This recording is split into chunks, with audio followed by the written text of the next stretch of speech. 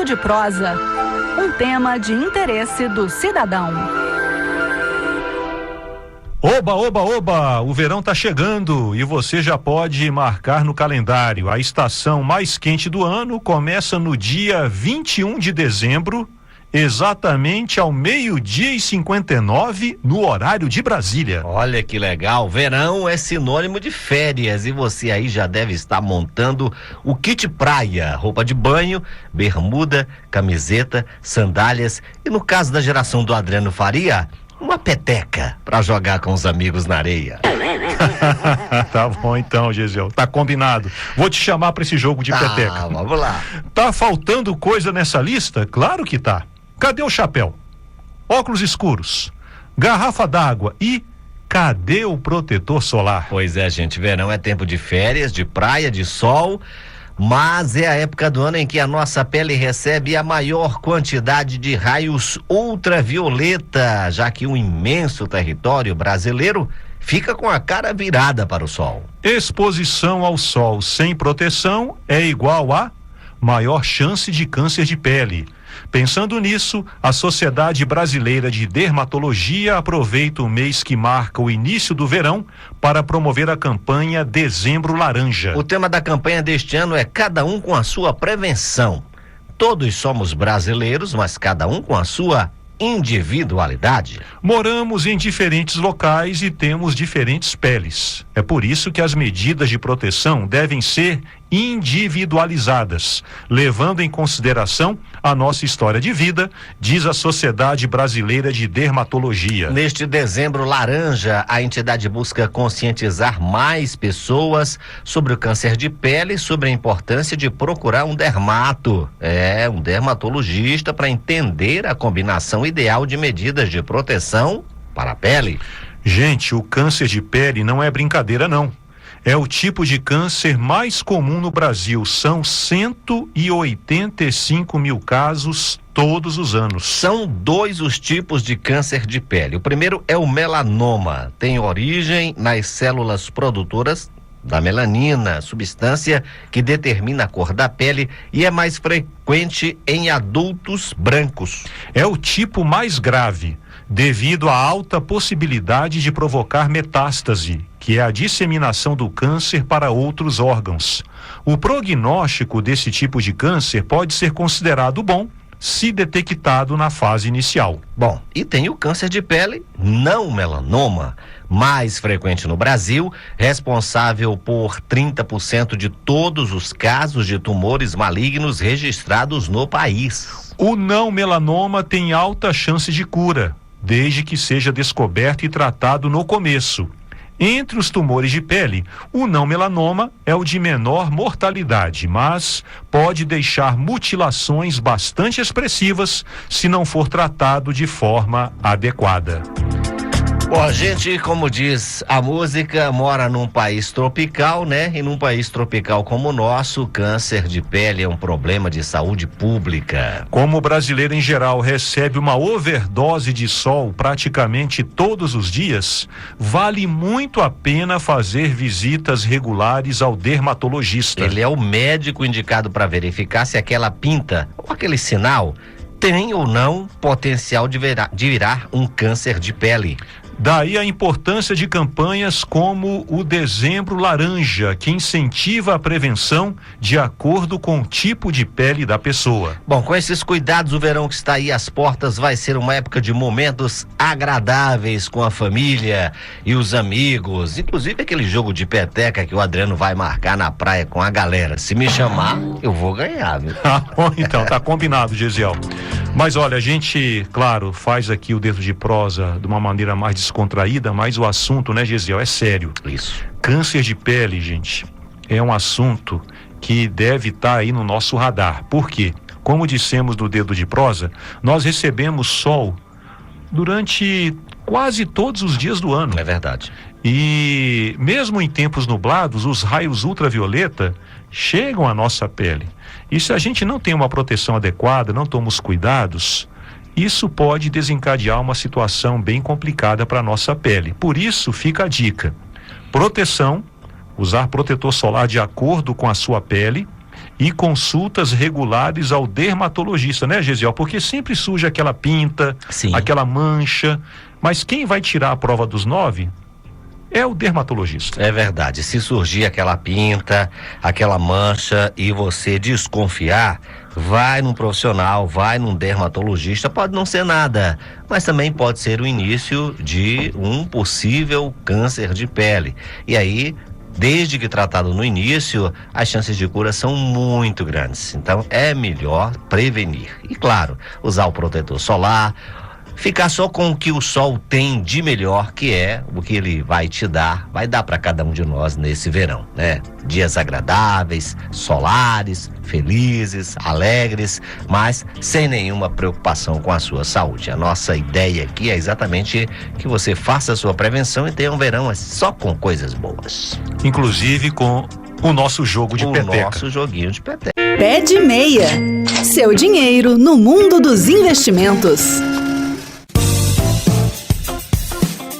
Olá, investidoras e investidores, bem-vindos ao Pé de Meia. Entramos em dezembro e eu tenho certeza que você já está pensando nas férias de fim de ano, ou pelo menos em aproveitar aquela pausa entre o Natal e o Ano Novo para sonhar com praias, montanhas ou aquele destino que você vem namorando há tanto tempo. Mas calma lá, antes de sair por aí gastando como se não houvesse amanhã, o Pé de Meia de hoje vai trazer algumas dicas para curtir as férias sem pedir falência na volta delas. Sim, fim de ano é sinônimo de férias, festas e, claro, aquela viagem tão sonhada. Mas com a vida corrida e a inflação nas alturas, é fácil se perder nas contas e acabar o ano no vermelho. O segredo para isso não acontecer é planejamento. Planejando dá para se divertir sem se endividar até o pescoço. Quem me acompanha sabe que a viagem começa muito antes de botar o pé na estrada. O ideal é já ir poupando especificamente para a viagem, colocando um pouquinho todo mês o dinheiro específico para o seu projeto de férias numa conta separada. Porque viajando de pacote ou fazendo o seu próprio roteiro, você vai precisar de dinheiro. Então, faça a sua poupança de férias e seja fiel nos seus depósitos. Considere isso um presente que você está dando para você mesmo, porque no fundo é o que é. Eu vou contar para você algumas experiências pessoais e aí você adapta para a sua viagem. Pode ser que sirva para você. Eu tenho aqui 5 dicas práticas para a sua viagem ser um sucesso. Primeiro, orçamento. Orçamento é o seu melhor amigo. A verdade é que existem viagens para todos os bolsos e todos os gostos, não é verdade? Então você tem que ser realista. Não adianta querer viajar para a Europa comendo caviar todos os dias se o seu salário não te permite fazer isso. Faça um orçamento realista e veja um roteiro que cabe no seu bolso. O importante é priorizar. O que é mais importante para você? É praia? É cidade grande? É aventura? Escolha o seu destino e escolha as suas atividades, aquelas que mais te interessam e foque neles. E uma dica também é você usar os aplicativos de viagem. Tem muitos aplicativos que te ajudam a controlar os gastos durante a viagem. Pesquise na internet, baixe um aplicativo desses e você vai ser o seu próprio contador. Outra coisa, flexibilidade. Flexibilidade é a chave para economizar. Por exemplo, datas. Evite os feriados prolongados e os períodos de alta temporada. É claro que se você se programou para viajar no final de ano, você já está sabendo que no final de ano as coisas estão mais caras. Todos os destinos, os passeios, as comidas, tudo é mais caro na alta temporada. Então, os preços costumam ser mais altos nessas épocas porque a procura é maior. É uma lei de mercado. Com relação ao destino, seja flexível na escolha do destino. Muitas vezes, destinos menos conhecidos oferecem paisagens incríveis e preços mais acessíveis. Eu já tive muita experiência assim surpreendente com destinos que eu não dava muita coisa e depois se revelaram assim viagens maravilhosas. E não foi caro e eu pude curtir da mesma forma. Hospedagem. Bom, hospedagem não precisa ser hotel de 5 estrelas, mas também você não vai ficar em qualquer lugar, né? Isso vai depender muito do seu orçamento. Com relação a dicas de hospedagem, eu diria que você pesquisasse em albergues, os famosos hostels, apartamentos compartilhados, Airbnb também, muita coisa que você pode economizar vendo no Airbnb. E até mesmo camping, podem ser ótimas opções se essa é a sua vibe. Outra coisa, milhas e pontos. Gente, aqui é uma dica especial. Muita gente usa cartão de crédito, mas não se ligou que o seu cartão de crédito não é só para comprar, é para ganhar também. E você ganha muitas milhas e muitos pontos acumulando no seu cartão de crédito. Os programas de fidelidade, aplicativos de cashback, os cartões de crédito podem te ajudar muito a economizar na passagem aérea e na hospedagem. Vai lá no seu cartão de crédito, no aplicativo do seu cartão e dá uma lida. Muita gente, por não ler, simplesmente perde promoções que cartões de crédito oferecem aí para todos os usuários. Comida de rua. Olha, comida nos mercados é sempre mais barata. Fuja dos restaurantes turísticos. Claro, o restaurante é turístico por algum motivo, não é? Então, ele vai ser mais caro. Mas se você está preparado para isso, entre no restaurante turístico mesmo e seja feliz. Agora, a comida de rua e os mercados locais são ótimas opções para você experimentar a culinária local sem gastar muito. Os mercados públicos da cidade oferecem muitas experiências. Eu mesmo, toda vez que eu vou numa cidade que eu não conheço, a primeira coisa que eu procuro é conhecer o mercado público. Ali, a vida pulsa e é exatamente a cara da cidade que você está visitando. Outra opção é preparar suas próprias refeições. Se você estiver hospedado no apartamento ou no Airbnb, você pode preparar algumas refeições em casa. Além de economizar, você ainda pode experimentar novas receitas. Isso aqui é muito específico porque tem gente que gosta e tem gente que detesta. Atrativos, passeios. Bom, se você está numa cidade, a primeira coisa que você deve fazer é pesquisar naquela cidade o que é que tem de graça. Tem muita opção de passeios grátis. Pesquise. Muitas cidades oferecem diversas atividades gratuitas, ou então com preços acessíveis, ou então com dias na semana onde você pode visitar um determinado museu ou uma atração sem pagar. Museus, parques, praças, eventos culturais são ótimas opções e você pesquisando, você vai encontrar muita coisa boa para fazer, pagando pouco ou pagando quase nada. Aproveite a sua viagem para você fazer trilhas, piqueniques, atividades ao ar livre. Algumas cidades brasileiras são conhecidas pelos seus parques, então é muito legal você visitar esses parques. É de graça e você vai ter uma experiência assim maravilhosa. Então, pessoal, vimos que é possível viajar sem gastar uma fortuna. Com um pouco de planejamento, flexibilidade, criatividade, você pode realizar o seu sonho de conhecer novos lugares sem se preocupar com as dívidas. E aí, gostou das nossas dicas? Compartilhe esse episódio com seus amigos, familiares e comece a planejar a sua próxima aventura. Boa viagem e até o próximo programa. Por hoje é só.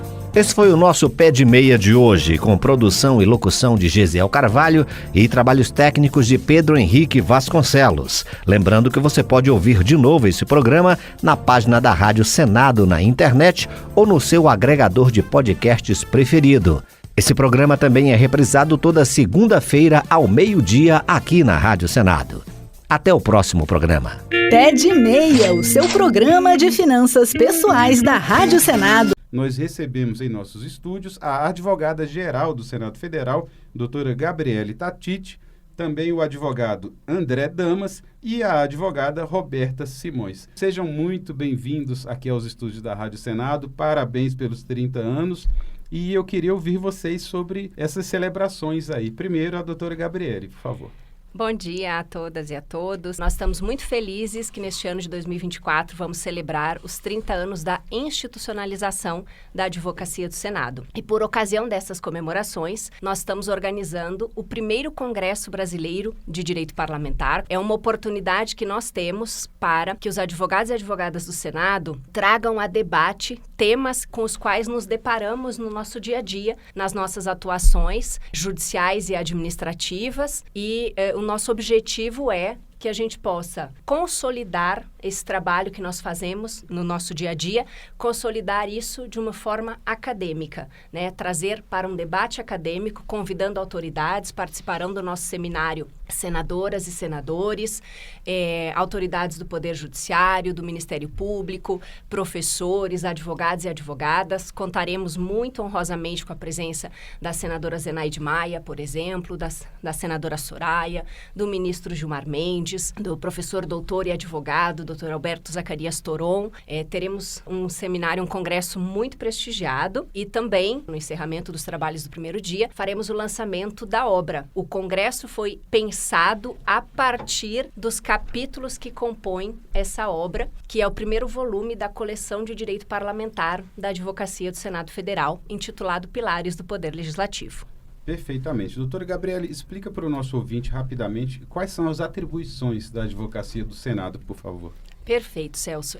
Nós temos realmente uma gama muito variada de atuação na Advocacia do Senado. Nós atuamos no assessoramento jurídico e também na representação judicial do Senado, da mesa do Senado, do Congresso Nacional, da mesa do Congresso Nacional, quando assim determinado pelo presidente do Senado. Também atuamos no assessoramento jurídico e na representação judicial de senadores e senadoras, diretoras da casa. Sempre que há alguma dúvida jurídica por parte das unidades, também somos consultados a elucidar a melhor aplicação da norma e orientar o gestor na tomada de decisão. Participamos dos processos de contratação da casa. Temos realmente uma atuação muito variada, né? E as matérias também são muito distintas. A gente atua no direito civil, no direito penal, trabalhista, tributário, eleitoral, constitucional, administrativo. Estamos à disposição da casa. Bastante coisa, um trabalho importantíssimo para o funcionamento do Legislativo Federal. E eu pergunto para a doutora Roberta Simões,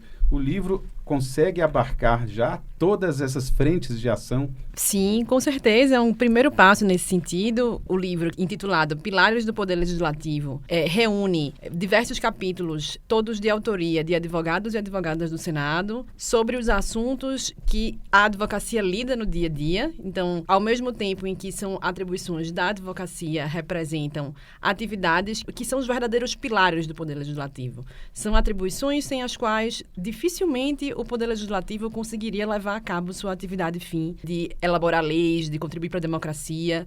E a advocacia, nesta obra, né, demonstra o quanto que o papel dos advogados e advogadas do Senado é importantíssimo nessa atribuição, né? Então, a gente fala aqui do papel do Senado como Casa da Federação, abordamos a atualidade da doutrina interna corporis. O livro avança para discussões da jurisprudência do Supremo, avançam capítulos sobre imunidades parlamentares, sobre CPIs, a nova vertente da atuação da advocacia pública em termos de consensualidade, questões sobre equilíbrio orçamentário, terras indígenas, a discussão sobre a demarcação de terras indígenas, que é um tema sumamente atual, e um capítulo também dedicado à violência política de gênero. Então, o livro mostra a atualidade desses temas e o quanto que a advocacia do Senado está presente, né, atualizada e dialogando com esses assuntos, contribuindo para a formação de conhecimento acadêmico e, ao mesmo tempo, divulgando a atividade, que às vezes é bastante silenciosa, né, de nós, advogados e advogadas do Senado.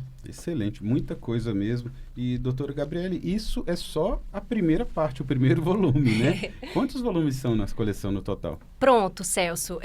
Você tocou num ponto muito interessante, porque nós estamos hoje, este ano, fazendo o primeiro congresso e lançando o primeiro volume da coleção da Advocacia de Direito Parlamentar. E já estamos aqui assumindo um compromisso com o Senado e com a sociedade brasileira de que vamos, no próximo ano, fazer o segundo congresso e lançar o segundo volume, e assim sucessivamente. Então, a advocacia agora está institucionalmente se colocando, não só como um órgão de assessoramento jurídico e representação judicial, mas também como um órgão, uma unidade da casa produtora de conhecimento acadêmico, se colocando no debate acadêmico também, e vamos continuar. É um projeto de longo prazo. Quem quiser acessar esse livro, adquirir Pilares do Poder Legislativo, como é que faz? Esse livro vai estar no lançamento disponível para todos que estiverem presencialmente aqui, mas também acredito que vai estar disponível para venda, né, posteriormente. Na Livraria do Senado. Exatamente. Isso, já está disponível para compra física na Livraria do Senado e também para o download do e-book. E é uma obra que realmente reúne um conhecimento que não está disponível em outro tipo de publicação semelhante, com a expertise de advogados e advogadas do Senado que tenham a prática e a formação teórica. Perfeito. A gente está conversando com Gabriele Tatiti, Roberta Simões e André Damas, que são advogados do Senado Federal. E eu gostaria de perguntar ao doutor André como é que é a dinâmica desse primeiro Congresso Brasileiro de Direito Parlamentar, que acontece agora, nessa semana. Bom dia, Celso. Bom dia a todos, a todas. Esse congresso, como as doutoras que me antecederam muito bem mencionaram, é um momento de celebração dos 30 anos da Advosf. Também é um marco justamente em razão dessa defesa das prerrogativas do Senado. Então, a gente vem fortalecer, realizando esse congresso do direito parlamentar, justamente essas prerrogativas do Senado Federal, numa matéria que vem ganhando bastante relevância na medida em que as instituições hoje estão em franco debate, diálogo para a resolução de questões da democracia. Então, nós pensamos alguns pontos principais que estão contidos nos livros e chamamos as celebridades, doutrinadores, acadêmicos de destaque para poder dar essa palavra para os acadêmicos, para nós advogados, contribuir justamente com a academia jurídica brasileira nesse tema que é tão importante. Entendi. Quem quiser conferir essa extensa programação aí de atividades do Congresso, a pessoa pode achar isso na internet? Isso. As inscrições são gratuitas, acesso ao público em geral, a toda a sociedade, a estudantes de direito, profissionais da área. O link de acesso está no site do ILB.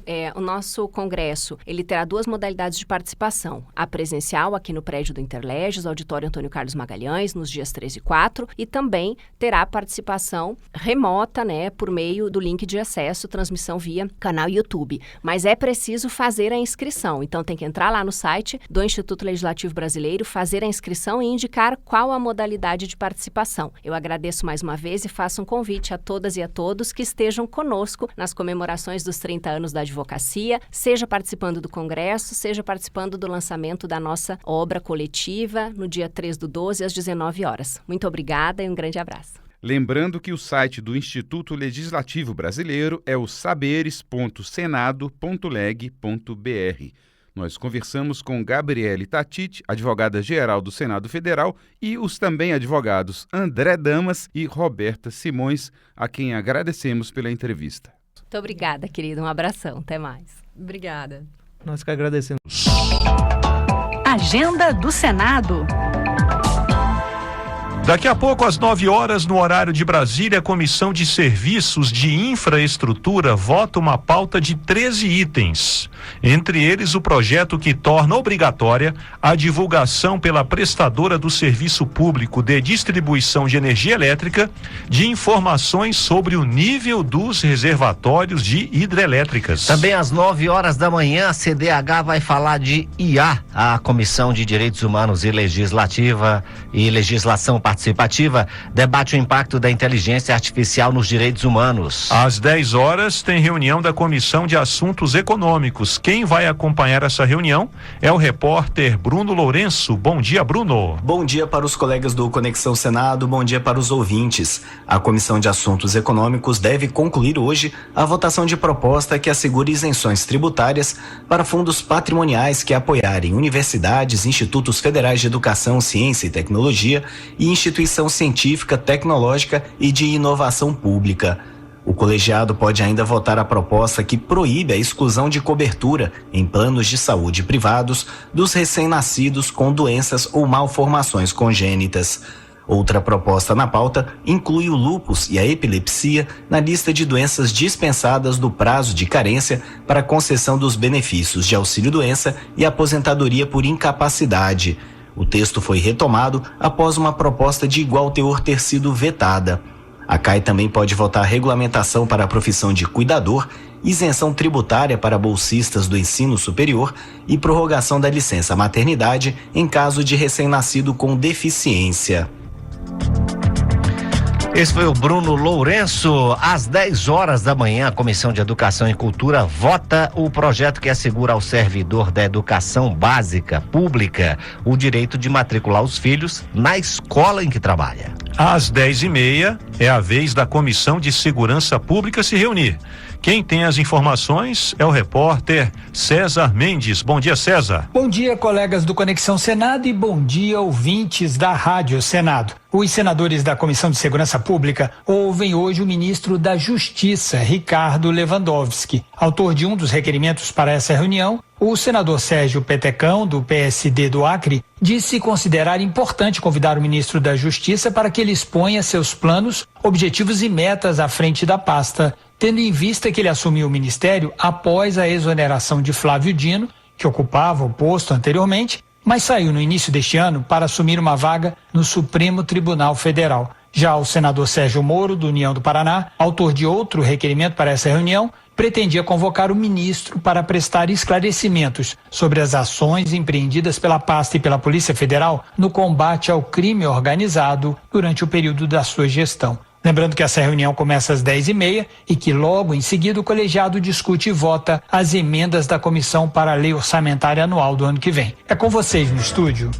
Muito obrigado, César. Às 11 horas, a CPI das Betes analisa uma pauta de 35 requerimentos e depois houve a Zenclever Lopes Cansado, presidente da Loterge. No final da manhã, a Comissão Temporária Interna sobre Inteligência Artificial vota o projeto que regulamenta a IA no Brasil. Às 2 horas tem sessão deliberativa. No plenário do Senado, um dos itens da pauta é o projeto que permite ao Ministério da Fazenda zerar as alíquotas do imposto de importação para medicamentos no regime de tributação simplificada. Também às 2 horas, a Comissão de Agricultura e Reforma Agrária promove audiência pública para debater a modernização do seguro rural no Brasil. No mesmo horário, 2 horas, também tem debate na Comissão de Assuntos Sociais.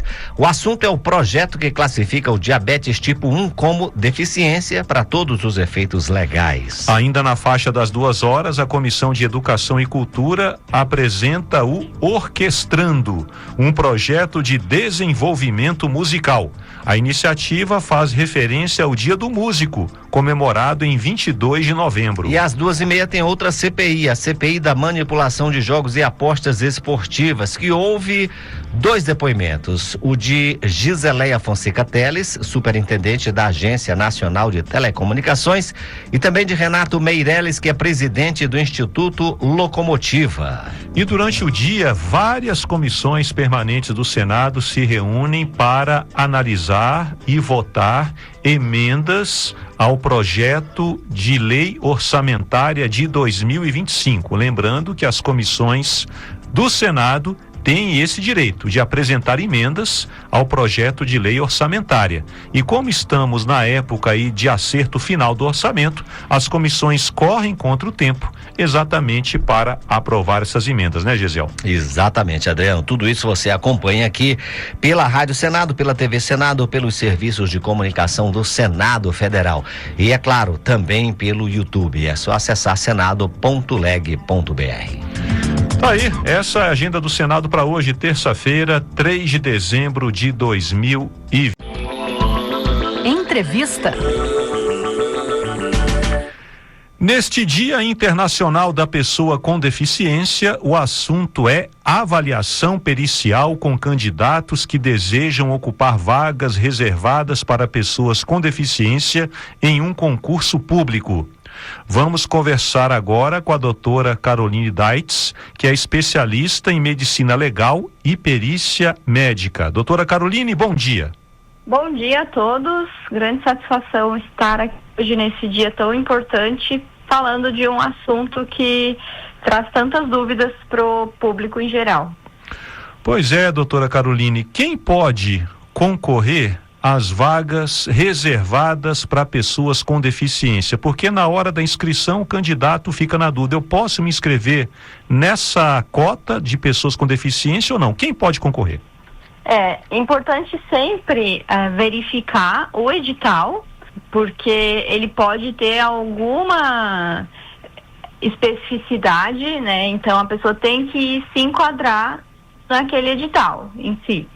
E uma outra coisa importante é que as pessoas que vão prestar uma prova de um concurso público, muitas vezes elas acham que elas têm alguma deficiência, elas não têm ainda a comprovação de documentos médicos, ou elas não sabem que documentos elas vão precisar, acabam prestando o concurso e às vezes lá na avaliação pericial, né, elas são negadas, né? E aí que a gente entende, né, olhando de forma retrospectiva, que se essa pessoa tivesse feito uma avaliação com um médico que entende, né, da caracterização de deficiência, um médico perito, ela poderia ter poupado essa dor de cabeça, né? Ou ter levado a documentação completa, porque algumas vezes é alguma documentação que está faltando, ou realmente ter concorrido onde era mais adequado para ela. Ah, ok. Então deixa só aqui ficar claro esse ponto, doutora Caroline Deitz. Embora a lei, em linhas gerais, reconheça que é preciso reservar uma cota entre os aprovados para pessoas com deficiência, as regras para fazer parte aí desse grupo variam de edital para edital, de concurso para concurso, é isso? Podem existir variações, né? Cada edital de concurso, ele vai ter as suas regras, né? A avaliação da deficiência é prevista em lei, né? Então aí é um outro capítulo. Mas eles podem ter alguma diferença no próprio edital, alguma solicitação de documentos diferentes. Então tudo isso tem que ser levado em conta. E aí o que acontece é que, como eu falei, muitas vezes a pessoa presta o concurso, é aprovada na parte teórica e de conhecimentos, e aí depois ela vai para caracterização da deficiência e não caracteriza. E aí muitas vezes a pessoa pode se sentir injustiçada, né? E aí, na verdade, o que faltou foi ela verificar antes se ela realmente tinha esse enquadramento, porque a gente precisa garantir realmente que entre as pessoas que têm deficiência. Então, se existir alguma dúvida de quem vai fazer essa avaliação, se faltar comprovação de documentos ou existir alguma dúvida, ela pode perder a vaga por esse motivo. Ah, entendi. A senhora falou de um laudo médico, né, para comprovar a deficiência. Qualquer médico pode emitir esse laudo? Por exemplo, às vezes a pessoa costuma consultar com um médico, com uma certa especialidade, ou tem que ser um médico perito, um perito para comprovar a deficiência? Para comprovação da deficiência, né, nesses editais, eles podem solicitar uma quantidade de exames, né? Então, dependendo da deficiência, então se é necessário alguns exames específicos e algumas vezes um relatório de um médico, né? Pode ser que tenha solicitação de um médico de determinada especialidade, né? Então, de repente, precisa de um relatório de um otorrinolaringologista, ou não, precisa apenas de um relatório médico. Então, as regras mudam, né, conforme o edital. E quem é leigo, né, na área médica, muitas vezes lê aquilo ali e não sabe nem por onde começar, porque geralmente são muitos documentos, né, é um processo bastante burocrático e acaba se tornando difícil e corre o risco de, às vezes, chegar no dia dessa avaliação e ela não levar a documentação completa. Então, precisa avaliar o edital. E aí, Se ela precisar de auxílio para isso, quem que ela vai procurar? Então, ela pode procurar um médico para auxiliar ela. Então, quem lida na medicina, né, das especialidades, quem lida com frequência com essas burocracias, vamos dizer assim, é o médico especialista em medicina legal e perícia médica, né, que é um médico perito. Estamos conversando com a doutora Caroline Daites, que é especialista em medicina legal e perícia médica. O assunto, aproveitando aqui o gancho do Dia Internacional da Pessoa com Deficiência, é avaliação pericial com candidatos que desejam ocupar vagas reservadas para pessoas com deficiência em um concurso público. A senhora falou então até agora, também de uma pincelada sobre o depois. A senhora falou sobre a documentação que o candidato deve ter para comprovar a deficiência. Aí o candidato foi aprovado. Beleza, está aprovado, e agora vem a fase que talvez seja aí a mais sensível, né? Que é talvez ali passar por uma junta de peritos. Isso acontece em todo concurso ou varia de concurso para concurso, uma junta de peritos para avaliar se o candidato tem mesmo uma deficiência? Em todos os concursos tem essa avaliação, e até as pessoas que não têm deficiências, elas têm a necessidade de apresentar esses exames. Então, essa fase, ela faz parte, né? É um pouco mais difícil a gente ver reprovações, mas elas acontecem. Então, pelo fato de, algumas vezes, a pessoa, falando de pessoas que não têm deficiência, às vezes ter uma doença prévia e que julgue que ela vai prejudicar o exercício da função que ela está pretendendo. Ou, né, a pessoa que alega ter uma deficiência e que ela pode não comprovar isso com os documentos, né, ou com a avaliação do médico que vai verificar esse caso. E é aí onde acontecem muitas judicializações. Então, para essa pessoa conseguir comprovar, né, que essa avaliação médica ou multidisciplinar ali que aconteceu nessa fase do concurso foi injusta, ela pode recorrer judicialmente. E aí o juiz vai determinar uma perícia médica. Então a gente tem 3 etapas bem importantes, né? A etapa antes de prestar o concurso, da pessoa ler o edital, buscar auxílio se ela não conseguir, né, verificar se ela tem toda a documentação antes de se submeter, é importante, né, para não ter essas surpresas.